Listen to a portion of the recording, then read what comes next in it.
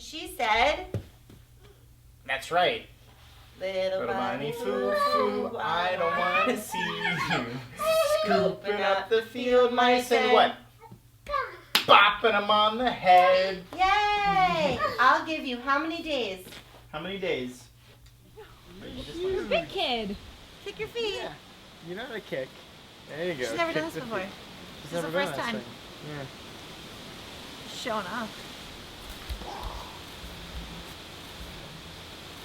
So the diagnosis, I remember the day they came in and said it's Cretishaw. I both had never heard of it before, and something in my brain was like, well, that's the word that's going to shape the rest of your life. So I almost felt like I knew it instantly. It was a really interesting moment. And they said, don't go home and Google it. And I didn't. But there's not a lot of information out there. Cretishaw happens with individuals when there's a part of their fifth chromosome missing. Actually, specifically the short arm of the fifth chromosome. So they're missing genetic material in their fifth chromosome, and it manifests itself in a number of different ways. Well, what's important about Cretishaw is it's on a spectrum. So what's happening in Jordan's life may not be happening with another child with Cretishaw. There are some children who are progressing more than she is, and there are some children who are wheelchair bound and on a feeding tube, for example. The biggest thing that people notice is language. Language difficulties are pervasive. Some individuals will be able to say like short little sentences, others maybe a word, others nothing at all. So most of them find alternate means of communication. Please what? Can you show Dada open? Help. That's help. Good. Help what? Open? Okay. What's open? Open. Good. Okay. It's so specific to each individual that we are not the spokespeople for Cretishaw, but more so, here's an example of what it looks like. Here's how we use sign. Here's the accommodations we have to make in our home. What's this? Nana. Here you go. Can you say please? Please. Can you show me please? Please. Can you show me please up here? Please. Good girl. Here you go. So walking, definitely they said she may never walk. They're very clear to not say she won't. We learned from Cretishaw, if a child's going to walk, the average age is 3 to 4, and it's not a guarantee. When our physical therapist first started working with her, she told us straight out, she said, I don't know if she will ever be able to walk on her own based on what I'm seeing. She said, I'm going to push her, I'm going to try to force her, but I can't sit here and tell you that that's going to happen. So you need to be prepared for that. It was really hard. She has children her age, our neighbors are playing, and she's sitting, she's pushing a ball. People think she's a baby, and she's not a baby. She's over a year old, and we have this amazing team of dedicated women who just kept trying. The physical therapist we credit everything with of powering through and forcing her to do it, even though she would scream and cry. I like that walking, Jordan. The amount of things that happen in this house to make it happen is so emotional, and I'm so appreciative of them. And the walker in our house was scary. We took it on a plane. People start to look at you and oh, here's a child who might have special needs, so we have to start adapting ourselves. We thought she would like it because it would be mobility and she was upright, but she despised the walker. One more step. There you go. One more. One more. Move this foot. She had this thing called a peewee that she would go through the grocery store with and run into the displays, but it brought her autonomy, it brought her happiness, so we figured whatever we need to do to get this child to walk, anything we will do. Good girl. Excellent. May 6th it was. She just came home and she walked. Sorry. And she just did it. One day she took 3 steps on her own from one parent to the other. And the therapist had said that she had done this, but we'd never seen it. And so she did it, and it was like this big party. She just moved, and I honestly never really celebrated it because I didn't know if that would be it. Maybe this is the end, but it's not. She's starting to pick up some pace. She has, her gait is this, and she still needs this, but she is walking. And now this child can play, and she can be with other kids, and she goes to school. And I feel like that milestone is a huge milestone. And to be able to participate in a community and be able to get up and move is amazing. I remember the day we took the walker back to because there's a loan program where you can do it, and it was something like just sort of lifted, the actual physical act of giving the walker back in a way was like this huge thing just sort of lifted off of you, and that, I don't know how to talk about it actually, but it was just finally something ended up being hopefully what it was kind of supposed to be. So in Westchester County, we have early intervention services, and with her diagnosis, we have a coordinator who said, "What do you need?" It's been tremendously generous, the early intervention program here. Jordan currently receives a little over 30 hours of therapy a week. She has physical therapy, occupational therapy, speech therapy, feeding therapy, direct instruction, ABA therapy.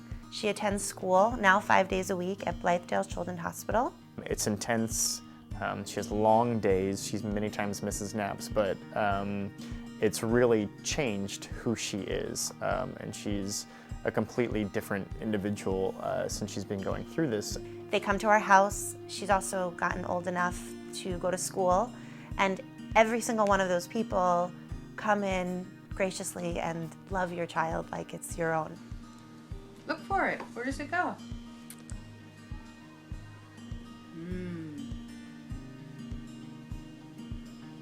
When we went to the Creta Shaw conference this past summer, and it was the first time we met families that were dealing with this, because it's so incredibly rare, because I think it's 1 in 35,000, which averages to about 50 or 60 kids being born with it a year. So there's hardly anybody out there.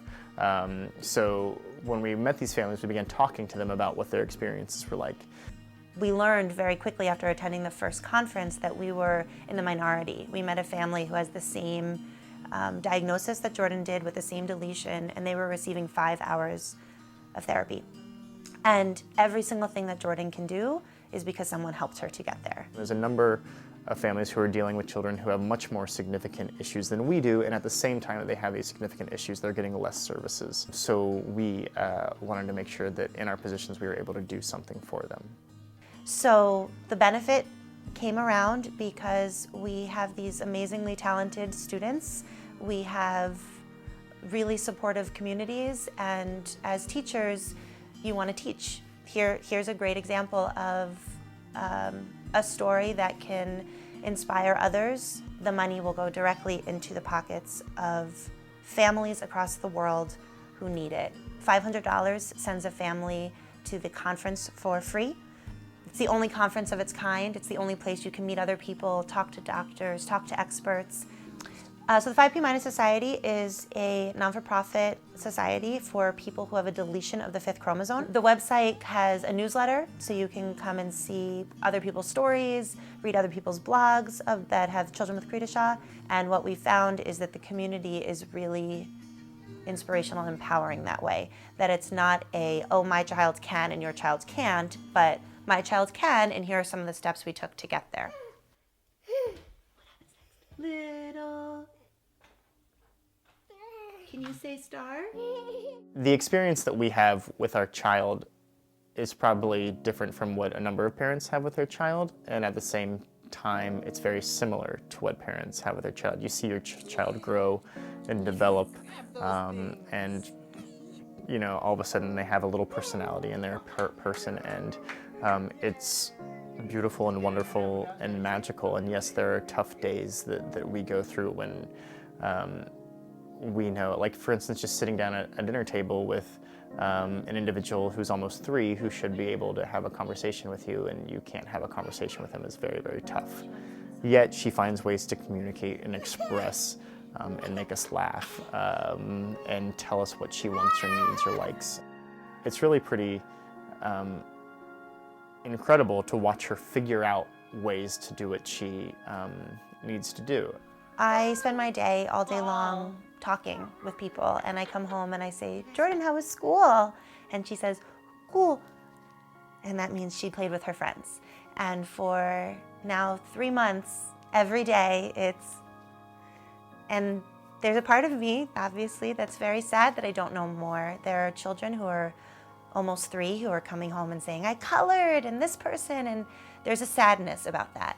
But there's also so much strength and inspiration that comes from this little girl, that she can tell me she went to school, that she can go to school. And on a daily basis, I remember that she can, and we can travel, and the world for us is being reshaped. It's changed us in so many incredible ways, and we're amazed by her every single day and what she does. And in talking to other families who are going through this, I think they have the same sense that their child has taught them and the rest of their family more lessons about what it means to live and be happy in your life than anything else that they've come into contact with. We are so blessed to have this beautiful family and this beautiful, healthy child, and that's so important.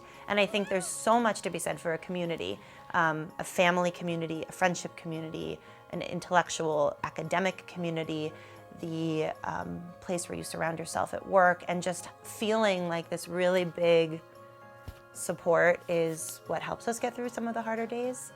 Yeah, it's tough, and every now and then you get down, or whatever, but, probably more than every now and then you get down when difficulties arise and you don't quite know how to deal with them. So that'll happen, and then 5 minutes later, she'll do something, or you walk into the room and she lights up and gets excited and runs over and grabs you, and nothing else matters in the end, I guess. Your friends, you do. The more Shy now. we get together, the happier we'll be. Silly girl. Yay! Oh, yeah, thank you. Thank you very much. Yeah. Will you do your thank yous? Say big thank yous. Go big kisses. Mwah, mwah, mwah.